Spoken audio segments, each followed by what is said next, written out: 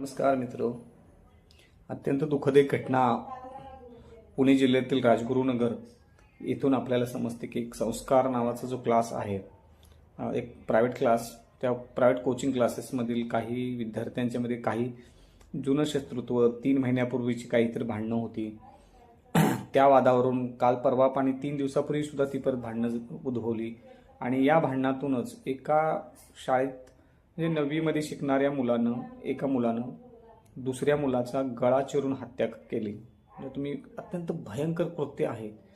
मग ही मानसिकता अशी एवढी जबरदस्त मानसिकता म्हणजे शाळेच्या म्हणजे तुम्हाला पण आठवत असेल आपल्या शालेय जीवनात अशा प्रकारच्या घटना म्हणजे मला तरी ही महाराष्ट्रामध्ये तर कधी ऐकायला मिळालं नव्हतं की एवढ्या लहान मुलानं चालू क्लास मॅडम शिकवत आहेत, समोर टीचर्स आहेत, टीचर्सच्या समोर अशा पद्धतीचं कृत्य वर्गामध्ये घडलेलं दिसतं आणि हे म्हणजे खूप भयानक आहे.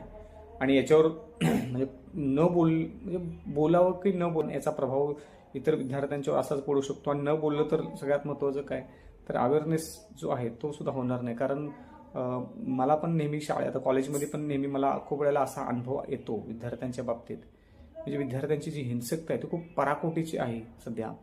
म्हणजे कानामध्ये बाली घालणं, आम्ही आता कॉलेजमध्ये आम्हाला सुद्धा दररोज यासाठी पनिशमेंट किंवा काही गोष्टी कराव्या लागतात, शिक्षा द्याव्या लागतात, सांगावं लागतं समजावून. म्हणजे खूप वेळेला या गोष्टी मॅनेज होण्याच्या पलीकडे गेलेल्या दिसतात सध्याच्या विद्यार्थ्याच्या बाबतीत. म्हणजे भयंकर स्थिती दिसते.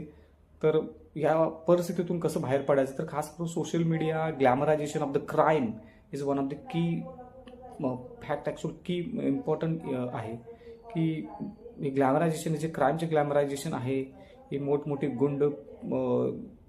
जे गुंड आहेत, सो कॉल समाजसेवक स्वतःला म्हणून घेतात, त्यांचं जे ग्लॅमरायझेशन आहे मीडियावर, सोशल मीडियावर, ते अत्यंत भयानक आहे. पोलीस त्याच्यावर काम करतायत पण पोलिसांचे हात कमी पडत आहेत. कारण खास करून शिक्षकांनी याच्यामध्ये पॉझिटिव्ह रोल घेणं खूप महत्त्वाचं आहे.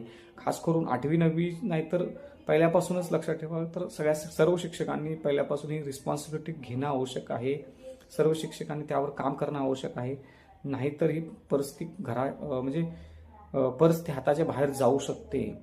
आणि मग आता सुरुवात फक्त काही विद्यार्थ्यांच्यापर्यंत आहे. अजून फक्त लक्ष ठेवा शस्त्र त्यांची लिमिटेड आहेत म्हणून शस्त्र जर घातक येत गेली तर ही संख्या कदाचित खूप मोठी, जशी अमेरिकेत गन व्हायलन्स किंवा इतर व्हायलन्स होतात, ही परिस्थिती याला वेळ लागणार नाही भारतामध्ये सुद्धा.